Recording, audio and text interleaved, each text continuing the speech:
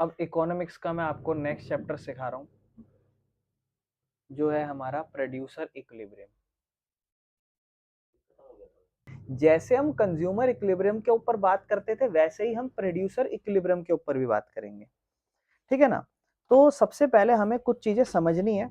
जैसे कि कंज्यूमर क्या करता था, सेम मैक्सिमम सेटिस्फेक्शन लेवल चाहता था, वैसे ही प्रोड्यूसर भी चाहेगा कि वो अपनी सेटिस्फेक्शन को मैक्सिमम करे। यानी कि वो चाहेगा कि वो जो भी उसकी सेटिस्फेक्शन हो रही है मार्केट के अंदर, वो क्या हो, मैक्सिमम हो। समझ रहे हो मेरे भाई, मैक्सिमम सेटिस्फेक्शन। लेकिन प्रोडक्शन जो प्रोड्यूसर है ना, उसकी सेटिस्फेक्शन मैक्सिमम पता है किस लेवल पे कैसे होगी? वो उसकी मैक्सिमम होगी in terms of profit. Obvious ही तो बात है, क्योंकि वो अपने आप को कंजम्पशन करके कंज्यूमर सेटिस्फाई करता है, ज्यादा से ज्यादा कंज्यूम करके, कम पैसा खर्च करके। लेकिन इसमें ज्यादा पैसा खर्च करके आप, मतलब, है ना, मैक्सिमम सेटिस्फेक्शन ले रहे हो इन टर्म्स ऑफ प्रॉफिट। या इसके लिए आपको समझना पड़ेगा, इस कंसेप्ट को समझने के लिए सबसे पहले आपको समझना पड़ेगा प्रॉफिट के बारे में, क्योंकि आप वहां रेवेन्यू समझे थे इससे पहले, अब आप प्रॉफिट समझोगे। तो मेरे भाई बड़ी सिंपल सी चीज है। अगर आप इसकी डेफिनेशन लिखना चाहो तो आप ये लिख सकते हो, excess of receipts from sale over expenditure. और इसका मतलब पता है क्या है? Receipt minus expenditure is equal to profit. और अगर अभी भी नहीं समझ में आया तो मैं बताता हूँ। एक माल 100 रुपए का बना, 120 रुपए में बेचा, नेट डिफरेंस 20 रुपए इज योर। पिछले में अपन पढ़ रहे थे रेवेन्यू यानी कि रिसिप्ट के बारे में, कि माल कितने का बिका। लेकिन इस बार अपन बात करेंगे कि कितना रिसिप्ट हुआ over expenditure. This is profit, basic सी तो बात है, इसमें कोई दिक्कत। अब हम समझना शुरू करते हैं प्रोड्यूसर इक्विलिब्रियम होता क्या है मेरे भाई, क्योंकि आप इतना समझ गए हो, if you want to understand producer equilibrium, then it is very good for you to understand profit, because producer equilibrium is that situation where producer wants to get maximum level of satisfaction but in terms of। मेरे भाइयों, producer equilibrium पढ़ना start करते हैं कि भैया क्या होता है प्रोड्यूसर इक्विलिब्रियम। तो सबसे पहले मैं इक्विलिब्रियम की बात करूं तो आपको पता है इक्विलिब्रियम एक ऐसी स्टेट होती है जहां पर रेस्ट की सिचुएशन होती है, स्टेट ऑफ रेस्ट।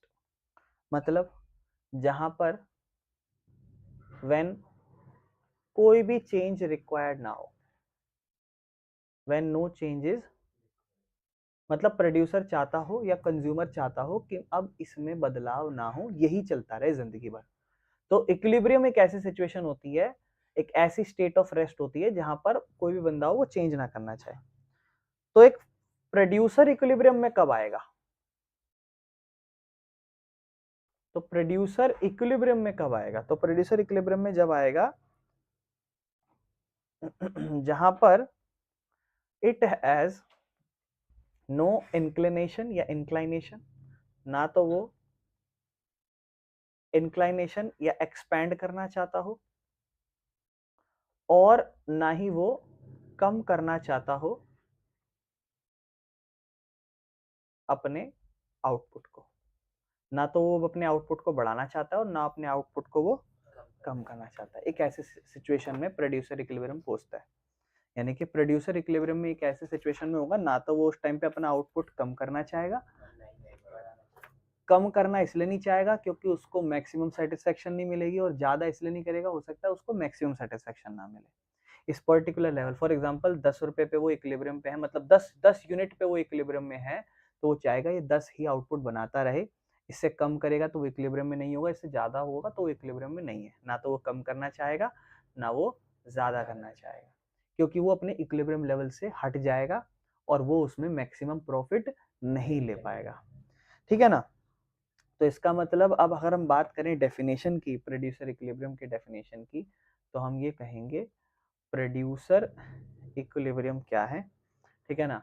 तो बोलना है प्रोड्यूसर इक्विलिब्रियम है रेफर्स टू दैट प्राइस, भैया ऐसा प्राइस है, या फिर आप समझ लो ऐसा आउटपुट है, प्राइस है और ऐसा आउटपुट है, प्राइस और आउटपुट का कॉम्बिनेशन है, प्राइस और आउटपुट का ऐसा कॉम्बिनेशन है which gives the maximum profit, जो मैक्सिमम प्रॉफिट दे रहा है, which gives the maximum profit to producer, जो मैक्सिमम प्रॉफिट दे रहा है प्रोड्यूसर को, ठीक है ना। और बस इतना ही, इसके बाद कह देना if producer wants to increase its output its profit will decrease, बस ये चीज। तो ये प्रोड्यूसर इक्विलिब्रियम है, यानी कि प्रोड्यूसर इक्विलिब्रियम एक ऐसी सिचुएशन है मार्केट के अंदर जहां पर वो एक ऐसा प्राइस और आउटपुट का कॉम्बिनेशन देखता है जो उसे मैक्सिमम प्रॉफिट दे रहा है और वो उसे चेंज करना नहीं चाहेगा, which he do not tends to change, ये भी लिख सकते हो, which he does not tends to change, मतलब वो उसके अंदर बदलाव करना नहीं चाहता। तो ये एक प्रोड्यूसर इक्विलिब्रियम की सिचुएशन होती है, यानी कि ऐसी सिचुएशन जहां पर प्राइस और आउटपुट, प्राइस मतलब कितने रुपए में वो बेच रहा है, 10 रुपए में बेच रहा है, 9 रुपए में बेच रहा है, और वो कितना आउटपुट बेच रहा है जिससे उसे मैक्सिमम लेवल का प्रॉफिट हो रहा है, जिसे वो चेंज करना नहीं चाहेगा। लेकिन मेरे भाई प्रोड्यूसर इक्विलिब्रियम को अगर आपको समझना है तो आप इसे दो अप्रोच से समझ सकते हो, एक होता है TRTC अप्रोच और एक होता है MRMC अप्रोच। अब आप ये सारी बातें जान चुके हो। TRTC मतलब total revenue total cost approach, और MRMC मतलब मार्जिनल रेवेन्यू और मार्जिनल कॉस्ट अप्रोच। तो अब हम इसको समझेंगे। कहता भैया इसको भी समझोगे ना तो इससे भी प्रॉब्लम है, इसकी भी दो सिचुएशन है इनको समझने की। इनको समझने की पहली सिचुएशन है जब प्राइस कांस्टेंट हो, जब प्राइस क्या हो, पढ़ा था ना अपन ने पिछली क्लास में। और दूसरा सिचुएशन जब प्राइस फॉल करे as rise in output.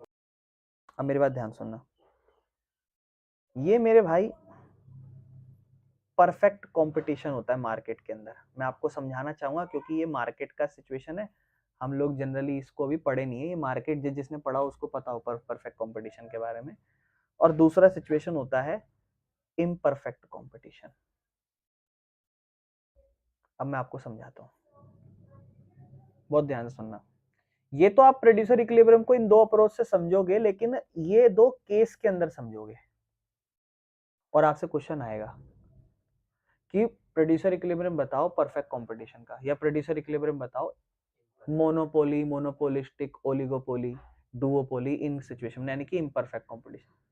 Perfect competition एक ऐसी मार्केट है जो इस दुनिया में कहीं एग्जिस्ट नहीं करती। बताता हूं क्यों। ऐसी मार्केट जहां पर भारी मात्रा में very large number of buyer और सेलर दोनों है, खरीदने वाले भी और बेचने वाले भी। हर प्रोड्यूसर सेम लेवल या हर प्रोड्यूसर सेम प्रोडक्ट बेच रहा है, होमोजीनियस प्रोडक्ट, सेम प्रोडक्ट, दिखने में, कलर में, टेस्ट में या स्मेल में सेम। मार्केट में ऐसा कुछ एग्जिस्ट नहीं करता। हर दुकान पे उसका सेम दाम है, कस्टमर को पूरी जानकारी है। तो ऐसा तो मार्केट एग्जिस्ट नहीं करता, इसीलिए इसे कहा जाता है परफेक्ट कंपटीशन। ये अनरियलिस्टिक सिचुएशन है मार्केट की एग्जिस्ट। और इसीलिए देखो यहाँ क्यों लिखा है प्राइस इज कांस्टेंट, मतलब प्राइस यहाँ चेंज नहीं होगा। क्यों? किसी भी दुकान पे चली जाओ, सेम प्रोडक्ट, सेम माल, सेम रुपया।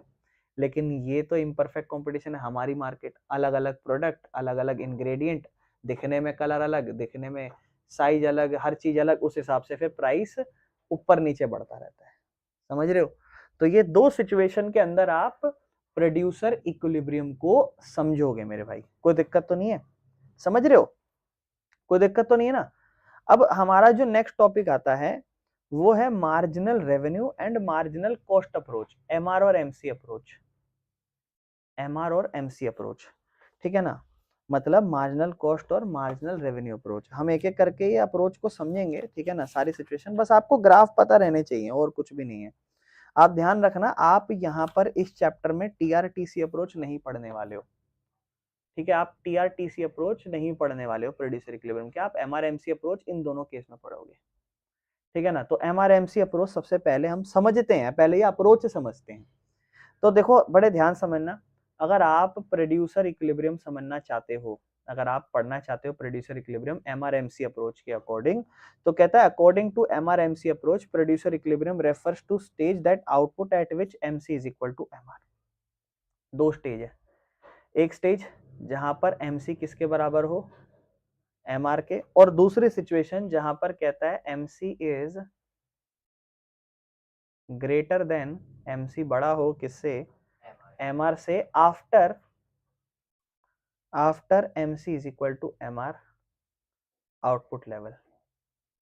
इसको एक एक करके समझेंगे ये बात मैंने क्या कही है। लेकिन अगर आप MRMC अप्रोच पढ़ रहे हो तो प्रोड्यूसर इक्विलिब्रियम को अगर आप पढ़ना चाहते हो तो एक ऐसी स्टेज है जहां पर MC इक्वल है MR के, या फिर MC बड़ा है MR से जब MC MR के बराबर था उस आउटपुट के बाद। और ये दोनों ही कंडीशन जरूरी है आपके प्रोड्यूसर इक्विलिब्रियम को समझने के लिए। जब दोनों प्रोड्यूसर इक्विलिब्रियम समझोगे उसके लिए ये क्या चीजें मैं समझाता हूँ। देखो ध्यान समझना, सबसे पहले हम इसको समझते हैं कि MC MR के बराबर कब होता है। देखो ध्यान समझो, अगर मैं MC MR को बनाना चाहूं तो मैं एक काम करता हूँ, ग्राफ बना देता हूँ। अच्छा ये बताओ MR बनाना आता है? कल आपने बनाया था। MR दो तरीके के होते थे, एक तो जब प्राइस कांस्टेंट होता था और एक जब प्राइस, तो अभी हम कौन सी, फॉर एग्जांपल अभी हम बात कर रहे हैं कांस्टेंट वाले की। तो आपने पढ़ा था कि कांस्टेंट वाले में ना ऐसे जाता था, है ना, एक सेम लेवल का आउटपुट होता था, एक सेम लेवल का ऐसे आउटपुट होता था, यही AR होता था और यही हमारा MR होता था। ये हम कहते थे AR MR के बराबर भी है, ये बराबर का साइन है। और MC आपको पता होगा कुछ इस तरीके से होता था, है ना, MC मार्जिनल कॉस्ट चैप्टर में पढ़ा था अपन ने। बस ये दो ग्राफ देखो, क्योंकि दो ग्राफ में MC MR के बराबर है, एक ये ग्राफ है और एक ये पॉइंट है। इन दो सिचुएशन देखो ना MC MR बराबर है कि नहीं है, एक इस पॉइंट पे बराबर है और एक इस पॉइंट पे। तो ये प्रोड्यूसर इक्विलिब्रियम समझने के लिए जस्ट बना रहा हूं मैं इसे, आप चाहो तो ना यहाँ पर MC MR को बना सकते हो। जैसे मान लो 1 2 3 4 5 और 6 ये अपने आउटपुट है, ठीक है। और फिर प्राइस डिसाइड करते हैं। प्राइस फॉर एग्जांपल 12 रुपए है, 12 रुपए है क्योंकि प्राइस कांस्टेंट है, 12 रुपए 12 रुपए 12 रुपए। यही प्राइस हमारा AR भी होता है। लेकिन अगर हम टोटल रेवेन्यू बताएं तो 12 दूनी 24, 3 36, चौक 48, चौक 60, चौक 72, है ना, इस तरीके से TR आ गया। फिर यहीं से अगर हम टोटल कॉस्ट बनाए तो टोटल कॉस्ट आपकी लागत होती है। और टोटल कॉस्ट कैसे पता चलेगा इस केस में, तो वो अपनी कुछ हम कॉस्ट बता सकते हैं अपने हिसाब से, जरूरी नहीं है सेम हो। जैसे टोटल कॉस्ट लिख लेते हैं 13 लिख लेते हैं, फिर लिख लेते हैं 25, फिर लिख लेते हैं 34, फिर लिख लेते हैं 42 सॉरी, फिर लिख देते हैं 54 और फिर लिख लेते हैं 68। टोटल कॉस्ट बनाई। अब इन TR और TC से MR और MC बना लेते हैं, क्योंकि ये हम अपने हिसाब से बनाएंगे ना MRMC। अब MRMC बना रहे हैं तो MR हमें पता है मार्जिनल रेवेन्यू टोटल रेवेन्यू में आउटपुट के हिसाब से कितना चेंज है, तो हमें पता है मार्जिनल रेवेन्यू 12 ही आएगा हर केस में। क्या आप ये बात समझ पा रहे हो? 12 क्यों आएगा? क्योंकि चेंज सब में कितने का है, 12 का, जैसे जैसे आउटपुट बढ़ रहा है। और MC टोटल कॉस्ट के अंदर क्या चेंज है, ठीक है ना। तो MC पहले लेवल पे आप कितना लिखोगे, MC आपका पहले लेवल पे 13 का ही चेंज है, क्योंकि इससे पहले 0 रहा होगा। फिर 13 के बाद कितने का चेंज है, 12 का। फिर कितने का चेंज है, 9 का। फिर कितने का चेंज है, 8 का। फिर कितने का चेंज है वापस से, 12 का। फिर लास्ट में कितने का चेंज है, 14। अब आप समझ रहे होगे धीरे धीरे गिर रहा है गिर रहा है गिर रहा है और वापस से बढ़ रहा है। तो इसीलिए MC और TC इस तरीके से लिखे। और आप अगर आप ध्यान से देखोगे तो आप यहाँ पर प्रॉफिट चेक कर सकते हो अपना, क्योंकि प्रॉफिट आपको क्या दिखाता है, maximum level of satisfaction, equilibrium level में रहना बताएगा। यही तो प्रोड्यूसर इक्विलिब्रियम के लिए इंपॉर्टेंट है। पहले केस में सोचो आपकी टोटल कॉस्ट और आपका रेवेन्यू कितना। भाई कॉस्ट आपकी 13 है लेकिन रेवेन्यू आपका, सॉरी टोटल कॉस्ट आपकी 13 है लेकिन रेवेन्यू पैसा कितना कमा रहे हो आप, -1। एक का प्रॉफिट नहीं, लॉस है। कितने का प्रॉफिट है, फिर -1 मेरे भाई, क्योंकि कमा 24 रहे हो 25। कितने का प्रॉफिट, 2 रुपए का। कितने का प्रॉफिट, 6 रुपए का। कितने का प्रॉफिट, 6 रुपए का। कितने का प्रॉफिट। अब आप क्या पढ़ोगे, ये दो लेवल ऐसे हैं जहां आपका प्रॉफिट मैक्सिमम हो रहा है, एक ये वाला आउटपुट और एक ये वाला आउटपुट। कौन सा आउटपुट चुनना चाहोगे, हैं, फोर्थ। 5वां। इसका एक रीजन भी है कि MR MC एक दूसरे के बराबर है, 12-12 है ना। MR MC बराबर भी है, और दूसरा आप ज्यादा से ज्यादा आउटपुट करना चाह रहे थे, तो आपने ये आउटपुट करा, आपने देखा वो 6 का प्रॉफिट हो रहा है, फिर आपने आउटपुट करा, आपने देखा वो 6 का हो रहा है, अगले में प्रॉफिट गिरने लग गया, आपने कहा यही मैक्सिमम रखते हैं, इस पे काम खत्म करते हैं। समझ में आया? अब मैं ग्राफ थोड़ा सा मैंने समझाया, अब मैं आपको ये थ्योरी समझाता हूँ कि MR MC के बराबर क्या सिचुएशन है और MC ग्रेटर देन वाली क्या सिचुएशन है, क्योंकि हम ये समझ पाएंगे, इसको बस आपको लिखना ही होता है। तो इक्विलिब्रियम, प्रोड्यूसर इक्विलिब्रियम अगर आप समझना चाहते हो तो आपको ये चीजें एक्सप्लेन करनी पड़ेगी, अब ध्यान से समझना। अब हमें पता है कि MC MR के बराबर होना चाहिए। कहता है एज लॉन्ग एज MC जब तक कम है MR से, ग्राफ अगर हम देखें या डायग्राम भी अगर हम समझें तो हम पता है ये हमारा MR है और ये हमारा MC है। तो हम पता है जब तक MC जो है ना वो कम है MR से, तो हम पता है it is profitable for the producer to go on producing more because it adds its more profit. मतलब जब तक MR बड़ा है MC से, MR बड़ा है MC से, देखो ये MR बड़ा है ना MC से, तब तक इंसान अपने प्रॉफिट को ऐड कर सकता है, जब तक वो MR बड़ा है। जब तक MR बड़ा है MC से, तब तक बंदा चाहेगा और आउटपुट डालूं और माल बनाऊं, बिकॉज वो प्रॉफिटेबल है। प्रोड्यूसर जब रुक जाएगा जब MC MR के बराबर हो जाएगा, इस केस में रुक जाएगा जब MC MR के बराबर। यहां तक MR ज्यादा था तब तक प्रॉफिट भी बढ़ रहा था, लेकिन एक केस में MR MC बराबर पहुंचे तो बंदे ने कहा भैया रुक जाओ, ठीक है ना। लेकिन फिर अगली सिचुएशन कंडीशन होनी चाहिए, कहता है MC is greater than MR, कहता है MC बड़ा होना चाहिए MR से, कब? After MC equal to MR। जब MC MR के बराबर हो जाए ना, उसके बाद MC बड़ा हो जाना चाहिए MR से, एक वो कंडीशन होनी चाहिए। कहता है जब MC ग्रेटर है MR से इक्विलिब्रियम के बाद, तो इसका मतलब वो और प्रोड्यूसर जो है ना वो और यूनिट प्रोड्यूस कर रहा है अपने प्रॉफिट गिराने के लिए, टू डिक्लाइन इन प्रॉफिट। मतलब आप देखो फिर और आउटपुट बनाया लेकिन उसका प्रॉफिट लेकिन हो रहा है। तो ये दो कंडीशन आपको पता होनी चाहिए प्रोड्यूसर इक्विलिब्रियम समझने के लिए, एक MC MR के बराबर होनी चाहिए और एक MC बड़ी होनी चाहिए MR से, आफ्टर जब वो एक दूसरे के बराबर हो चुके हैं, ठीक है ना। अब इन्हीं सिचुएशन को और थोड़ा डीपली पढ़ते हैं। कहता है हमें पता है MR मतलब additional revenue, total revenue, total revenue में कितना एडिशनल ऐड होता जा रहा है, दोनों मतलब डेफिनेशन है। हर प्रोड्यूसर चाहता है कि वो मैक्सिमाइज करे अपने टोटल प्रॉफिट को। अगर इसके लिए वो कंपेयर करेगा MR MC को, तो प्रॉफिट उसका बढ़ता रहेगा जब तक MR ज्यादा है। जब तक MR ज्यादा था, यहाँ पर ये MR ज्यादा था ना इसमें MC से, तब तक उसका प्रॉफिट बढ़ रहा है, ठीक है ना। हाँ, तो तब तक बढ़ रहा है ना। और profit will fall if MR is less than MC, और प्रॉफिट गिरने लग जाएगा जब MR बड़ा हो जाएगा MC से, या फिर MR छोटा हो जाएगा, सॉरी इस केस में MR छोटे होने लग गया और MC बड़ा होने लग गया, तो आपका प्रॉफिट क्या हुआ, फिर गिरने लग गया। तो इक्विलिब्रियम क्या अचीव हुआ जब MC छोटा था MR बड़ा था। जब MC छोटा था और MR बड़ा था तो क्या उस टाइम पे इक्विलिब्रियम अचीव हुआ? नहीं। शुरुआत में क्या हुआ आपका MR बड़ा था MC से, फिर एक केस आया MR MC बराबर हुआ, फिर तीसरा केस आया जहां पर MR छोटा होने लग गया MC बड़ा होने लगा। इस केस में तो आप प्रॉफिट और ज्यादा करने के लिए आउटपुट बढ़ा रहे थे, इस केस में आप मैक्सिमम पहुंचे, फिर आपने और आउटपुट बढ़ाया तो आप ऐसी सिचुएशन में पहुंच गए थे जहां आपका MC बड़ा हो गया था और MR छोटा हुआ था, और इस केस में आपने देखा था कि आपका प्रॉफिट कम होने लग गया, गिरने लग गया प्रॉफिट। तो आपको बोल रहा है तो इक्विलिब्रियम अचीव नहीं होगा, ठीक है ना। तो इसमें आप और प्रॉफिट नहीं जोड़ पाओगे, तो प्रोड्यूसर जो है ना वो इक्विलिब्रियम में नहीं आ पाएगा जब MC बड़ा होगा MR से। तो इसका मतलब वो इक्विलिब्रियम में यहीं पर रहना चाहेगा, ना वो इस सिचुएशन में रहना चाहेगा ना वो इस सिचुएशन में। इसमें आएगा तो उसको प्रॉफिट तो हो रहा है लेकिन पहले से कम हो रहा है, और इस सिचुएशन में उसको प्रॉफिट हो रहा है लेकिन पहले से, और एक ऐसी सिचुएशन है जहां पर उसको सबसे ज्यादा प्रॉफिट हो रहा है, इसके बाद तो गिरने लग रहा है। तो ये उसकी इक्विलिब्रियम कंडीशन। अब इसको जस्ट एक्सप्लेन ही तो करना है, समझ रहे हो। अब अगला पॉइंट कहता है मान लो अब MC बड़ा हो गया MR से, कब? जब वो दोनों बराबर थे।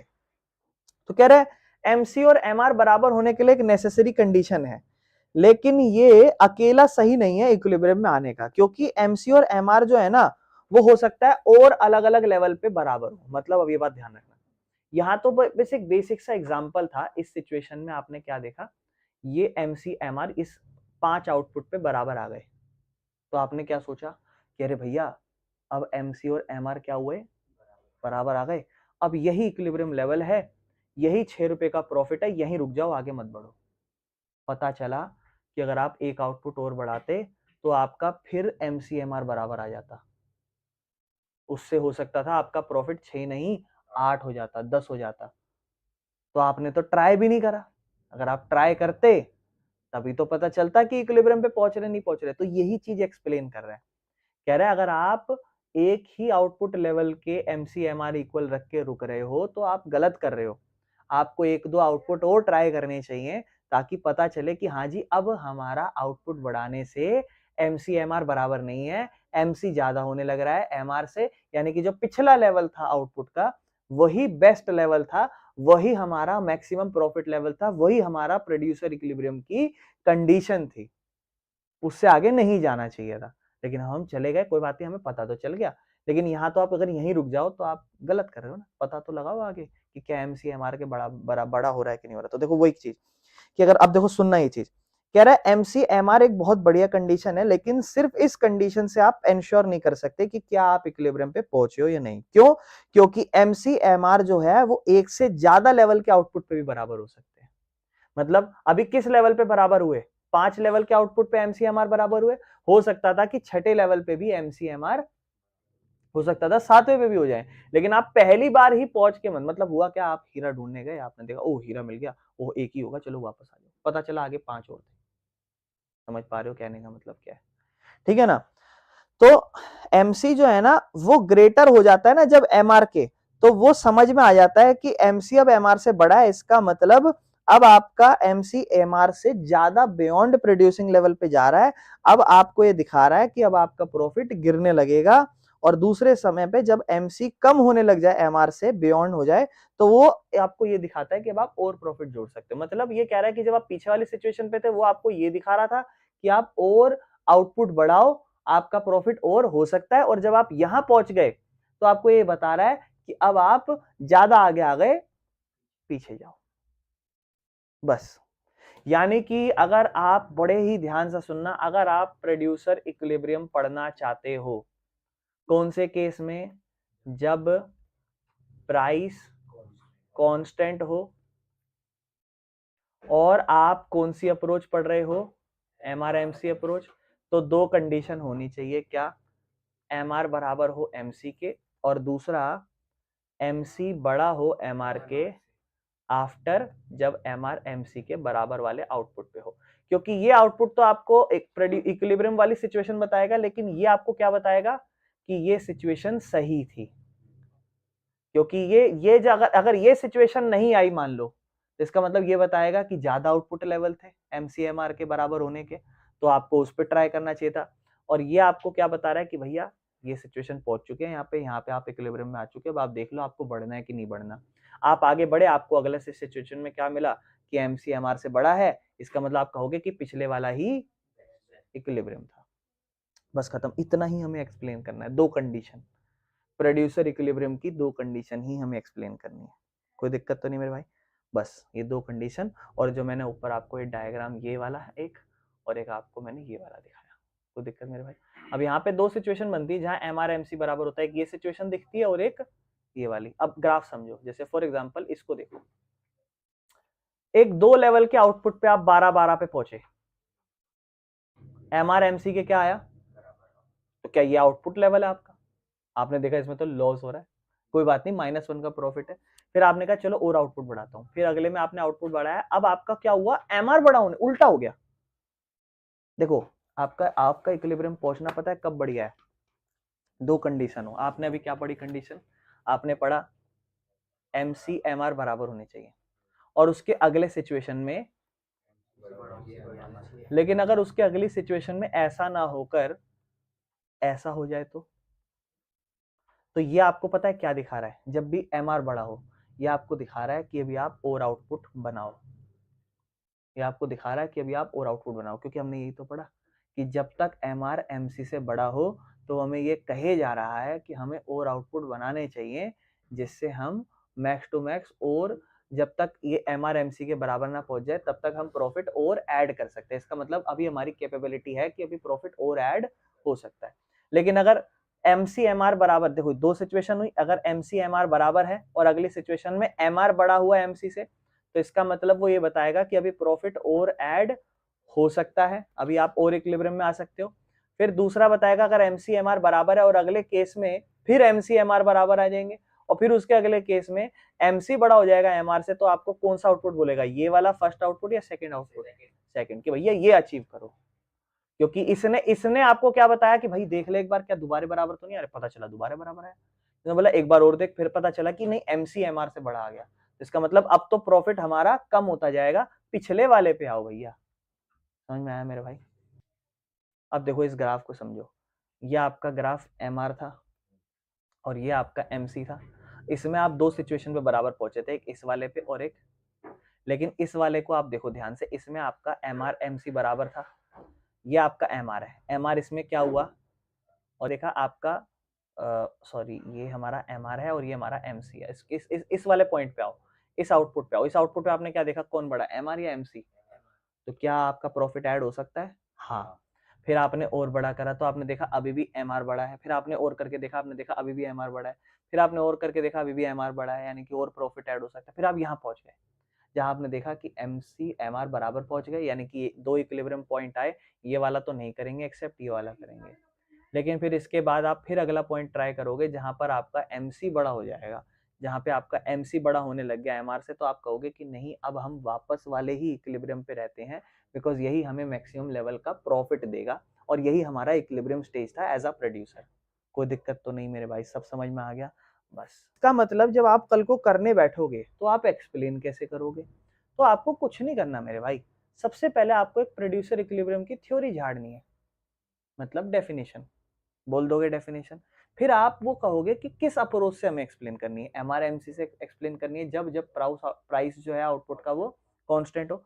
तो आपको फिर एक ग्राफ बनाना है, ये कंडीशन दिखानी है, और डायग्राम शेड्यूल अगर आपको याद हो जाता है तो बहुत बढ़िया है, उसको एक एक्सप्लेन कर देना, उसको पूरा बना के दिखा देना। फिर आप बोलना कि there is a two situation to achieve equilibrium point, one MR is equal to MC and second is MC is greater than MR, ठीक है ना, व्हेन आफ्टर, या फिर after MC is equal to MR at output level, output level पे जब वो इस दोनों के बराबर थे, उससे ज्यादा ये सिचुएशन हमारी, ये दो कंडीशन होनी बहुत जरूरी है। ये दो कंडीशन मिलके, एक अकेले से नहीं बता सकते आप, क्योंकि एक अकेले से तो आप यहाँ भी इक्विलिब्रियम में पहुंच सकते हो।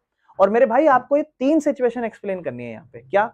सबसे पहले ये बोलना कि इफ MR अगर बड़ा है MC से, तो we will increase our output because it shows that our profit can be increased। और जब आप MRMC पे पहुंचोगे तो आप कहना कि we are not sure that this is our equilibrium point, because if we add one more unit and we get another MRMC equal, this can also be our equilibrium point। So we'll continuously try till what time? Till what time we'll try? We'll try till will get MC greater than MR, जब तक हम try करते रहेंगे। इसको theory को अच्छे से याद कर लेना, कोई दिक्कत तो नहीं मेरे भाई। अब हम आते हैं, अब ये सब एक्सप्लेन करा, तीन चार कंडीशन, बस खत्म, इक्विलिब्रियम लेवल एक्सप्लेन हो गया, और क्या चाहिए? अब मेरे भाई अब प्रोड्यूसर इक्विलिब्रियम समझते हैं कब? अब प्रोड्यूसर इक्विलिब्रियम समझते हैं जब प्राइस फॉल होगा मेरे भाई, है ना, जब प्राइस फॉल होगा और आउटपुट बढ़ेगा, आउटपुट बढ़ाया, एक एक माल बढ़ाया और आपका प्राइस गिर रहा है। तो मेरे भाई अब इसको समझते हैं। अब इसमें कुछ भी नहीं है, MR कर्व क्या होता था, यही होता था, और सॉरी ये MC कर्व होता था, सॉरी, और MR कर्व क्या होता था जब प्राइस फॉल होता था, कल ही तो बनाया। हाँ, तो यहां पर आप दो बार पहुंच जाओगे, मान लो एक बार यहां और एक बार, और आप, मुझे उम्मीद है आप बेहतर समझ पाओगे चीजों को, क्योंकि इस केस में क्या है, MC MR बराबर, लेकिन आगे केस में क्या होता जा रहा है, आपका MR बड़ा है MC से, तो अभी भी आप अपना प्रॉफिट ऐड करते रहोगे और इस पॉइंट पे जब आप पहुंचोगे तब कहोगे एमसी एमआर फिर बराबर है, और इस केस में क्या होगा, एमसी बड़ा हो जाएगा एमआर से, वो आपका इक्विलिब्रियम सिचुएशन है। लेकिन इसके भी सेम दो कंडीशन ही एक्सप्लेन करनी है इसमें भी, यानी कि इसमें भी वही सेम कंडीशन। अब इसका ग्राफ बनाते हैं, जो जैसे मान लो आउटपुट वही, आउटपुट की बात करते हैं, 1 level 2 level 3 level 4 level 5 level. Price की बात करते हैं 8 7 6 5 4, कोई दिक्कत तो नहीं, प्राइस कम क्यों हो रहा है, क्योंकि प्राइस कांस्टेंट नहीं रहेगा। आप लेकिन जब आप टीआर निकालोगे तो टीआर तो आप गुणा कर दोगे, 1 8 8 2 7 14 3 6 18 4 5 20 5 4 20, फिर आप मेरे भाई टोटल कॉस्ट पे पहुंचोगे। अब टोटल कॉस्ट आप अपने हिसाब से बनाना और अपने हिसाब से थोड़ा दिमाग लगाओ। शुरुआत में टोटल कॉस्ट को कैसे दिखाना, देखो अब आप एमआरएमसी पे पहुंच रहे हो तो आप थोड़ा इस हिसाब से बनाओ कि एमसी गिरेगा और एमआर ऐसा रहेगा इस तरीके से, है ना। तो आप थोड़ा सोचना कि शुरुआत में टीआर टीसी को हम दिखा रहे हैं तो थोड़ा आसपास, शुरुआत में टोटल रेवेन्यू ज्यादा दिखाना, टोटल रेवेन्यू ज्यादा यानी कि टीसी थोड़ी कम दिखा दो, फिर टीसी थोड़ी बढ़ाते हुए दिखा दो, फिर जैसे मान लो 15 कर दी, 20 कर दी, ठीक है, और 18 15 20, 20 के बाद 26, ऐसे। नहीं तो याद कर लेना किसी भी केस की, ठीक है ना। बाकी एमआर की अगर हम बात करें मेरे भाई, तो एमआर अब आप इन दोनों के चेंज के कितना होगा मेरे भाई, पहले का 8 ही होगा, फिर 6 होगा, फिर 4, फिर 2, फिर 0, यानी कि ये दिखा रहा है कि एमआर एक टाइम पे 0 पहुंच जाएंगे। फिर एमसी पे आते हैं मेरे भाई, क्योंकि हमें पता है एमआर तो नेगेटिव भी हो जाता था, याद है। अब एमसी पे आए तो एमसी हमें पता है कि गिरता है, पहले शुरुआत में गिरता है फिर बढ़ता है। तो एमसी मेरे भाई टोटल कॉस्ट के अकॉर्डिंग है, कितने, पहले में तो 6 ही होगा, फिर 5, फिर 4, फिर 5 और फिर 6, यानी कि गिर रहा है और बढ़ रहा है। तो आप चाहो ना पहले ऐसा ही बना ले करो, फिर इस हिसाब से टोटल कॉस्ट बना ले करो। अगर आप कभी भूल जाओ तो मतलब पहले 6 5 4 कर लेना, फिर 5 6 कर लेना, फिर 6 के हिसाब से पहले वहां 6 लिख देना, फिर 6 5 11, फिर 11 11 4 15, 15 5 20, 20 6 26। तो ये बनाना आसान एक तरीका हो गया। अब मेरे भाई ग्राफ समझते हैं। अब आपको पता है एमआर आपका इस तरीके से यहाँ से ऐसे जाता है और एमसी आपको पता है इस तरीके से जाता है। तो दो केस हो जाएंगे, इसको थोड़ा सा ना हल्का सा चेंज करके बनाना, मतलब ये तो मैंने प्रॉपर पूरा थोड़ा मैं आपको बता देता हूँ कैसे बनाना। ये आपका हो गया एमआर, ठीक है ना, और ये आपका प्राइस भी होता है ये एक तरीके से, और यही आपका एमआर है। थोड़ा नेगेटिव है, नेगेटिव नहीं लेके जाएंगे, यहाँ कर देते हैं थोड़ा, और एमसी को थोड़ा इस तरीके से बनाते हैं, ऐसे थोड़ा सा अभी भी ये नहीं बनाया सही, मेरे को इसे थोड़ा ऐसे बनाना है, ऐसे बनाते हुए दिखाना है, ये पॉइंट और ये पॉइंट, समझ रही, ये मेरा एमआर है और ये मेरा एमसी। अच्छा, ये परफेक्ट कंपटीशन का सिचुएशन है क्या? नहीं, वो पिछले वाला था परफेक्ट कंपटीशन का, क्योंकि वहां पे प्राइस, और ये इम्परफेक्ट कंपटीशन है क्योंकि यहाँ प्राइस कांस्टेंट नहीं है। अब मेरे भाई ये लिखा डायग्राम स्केड्यूल, सबसे पहले वो प्रोड्यूसर इक्विलिब्रियम की डेफिनेशन, कि प्रोड्यूसर इक्विलिब्रियम एक ऐसी सिचुएशन है जहाँ पे प्रोड्यूसर अपना मैक्सिमम प्रॉफिट करना चाहता है, एक आउटपुट पे अलग अलग प्राइस और आउटपुट के कॉम्बिनेशन बनाएगा, और उसमें जो उसका मैक्सिमम बेस्ट कॉम्बिनेशन होगा, ज्यादा प्रॉफिट होगा, वही उसका मैक्सिमम प्रॉफिट होगा। अच्छा, प्रॉफिट बना ले मेरे भाई, पिछले में प्रॉफिट लिखना भूल गए अपन लोग, है प्रॉफिट एमआरएमसी के हिसाब से सोच लो, या टीआर। प्रॉफिट तो हमेशा मेरे भाई टीआर में से टीसी माइनस होगा, ये ध्यान रखना, प्रॉफिट को एमआरएमसी से मत निकालना। प्रॉफिट कितना हो रहा है, 2, फिर कितना हो रहा है 3, फिर कितना 3, फिर 0 और फिर -6। टीआर टीसी को देख लो बस, ठीक है, टीआर टीसी को, 2 का फर्क, 3 का फर्क, 3 का फर्क, 2 का फर्क और -6 का। अब मेरे भाई आप देख रहे हो, आपने क्या पढ़ा है, आपने पढ़ा है एमआरएमसी अप्रोच, है ना, एमआरएमसी के बराबर आना चाहिए, और फिर अगले केस में एमसी बड़ा हो जाना चाहिए एमआर से। तो आप देख रहे हो कब कब एमआरएमसी बराबर है मेरे भाई, यहाँ तो 4 4 पे ही आ रहा है, और तो कहीं है ही नहीं बराबर, 4 4 पे ही आ रहा है बराबर, है ना। तो इस केस में जो प्रॉफिट है यही हमारा मैक्सिमम है, और इसके बाद हम देख रहे हैं एमसी बड़ा हो गया एमआर से, तो दूसरी कंडीशन भी सेटिस्फाई होगी। पहली क्या कि एमआर एमसी के बराबर है, और दूसरी क्या कि उसके जस्ट तुरंत बाद या उसके थोड़े टाइम बाद, थोड़े आउटपुट बाद एमसी बड़ा हो जाना चाहिए एमआर से, तो will get our maximum profit situation, यानी कि इक्विलिब्रियम सिचुएशन। तो ये कितने आउटपुट पे, 3 आउटपुट पे, जब हमने प्राइस 6 का रखा, जब हमने टोटल रेवेन्यू 18 कमाया, जब हमारी टोटल कॉस्ट 15 रुपए थी, एमआरएमसी हमारा ये था, ये सिचुएशन पे हम इक्विलिब्रियम लेवल पर पहुंच गए मेरे भाई, कोई दिक्कत तो नहीं है। बस इसी को एक्सप्लेन करना है मेरे भाई, खत्म चैप्टर, बस। अब देखो एक आध रिलेशन बोला हुआ है, कह रहा है प्राइस और मार्जिनल कॉस्ट के बीच में रिलेशन बताओ। तो कह रहा है जब प्राइस फॉल होता है, जब प्राइस गिरता है और आउटपुट आपका बढ़ता है, प्राइस फॉल होता है और आपका आउटपुट बढ़ता है, तो कह रहा है जब ज्यादा से ज्यादा आउटपुट आप बेच सकोगे अपने प्राइस को गिरा के, तो उस केस में आपका जो AR है, मतलब AR है या फिर प्राइस कह लो, उसमें आपका प्राइस हमेशा MR से बड़ा है। आप चाहो तो वो ग्राफ में देख सकते हो कि जैसे जैसे आप प्राइस गिरा रहे हो तो आपका ये जो AR है इस तरीके से, ये आपका MR से ज्यादा है। अगर आप देखो ना इस सिचुएशन में, देखो प्राइस यही आपका AR है और ये आपका MR है, तो ये आपका बड़ा ही है। देखो इस सिचुएशन में शुरुआत में तो चलो दोनों बराबर है, लेकिन फिर आपका प्राइस ज्यादा है, MR कम है। प्राइस मतलब AR ज्यादा है, MR कम है। तो आपको यही चीज एक्सप्लेन करा हुआ है, कह रहा है ये आप जब तक ट्राई करते रहोगे। अब देखो अब अगले केस में आओ, ये इक्विलिब्रियम पे आए, यहाँ पे आपका ज्यादा है, फिर प्राइस MR के ज्यादा है, तो आप ये जब तक आपका ये ज्यादा है तब तक आप देखोगे जब जिस सिचुएशन में MR MC एक दूसरे के बराबर ना पहुंच जाए, ठीक है ना। वही आपका मोर देन इक्विलिब्रियम लेवल है, मतलब आपका प्राइस हमेशा MR से ज्यादा ही होगा, लेकिन आपको प्राइस MR से वो वाला सिचुएशन देखना है जहां पर आपका MR MC बराबर हो। मतलब प्राइस आपका हमेशा AR से बराबर ही जा रहा है, तो उसमें आपको एक वो सिचुएशन देखनी है जहां पर MR MC बराबर हो एक दूसरे के, प्राइस MR से ज्यादा है, सॉरी, ठीक है ना। और कुछ भी नहीं है, बाकी बेसिक से प्रैक्टिकल क्वेश्चन है, और इसमें तो ज्यादा प्रैक्टिकल क्वेश्चन है भी नहीं, और हमारा ये चैप्टर मेरे भाइयों खत्म होता है, और कुछ भी नहीं है।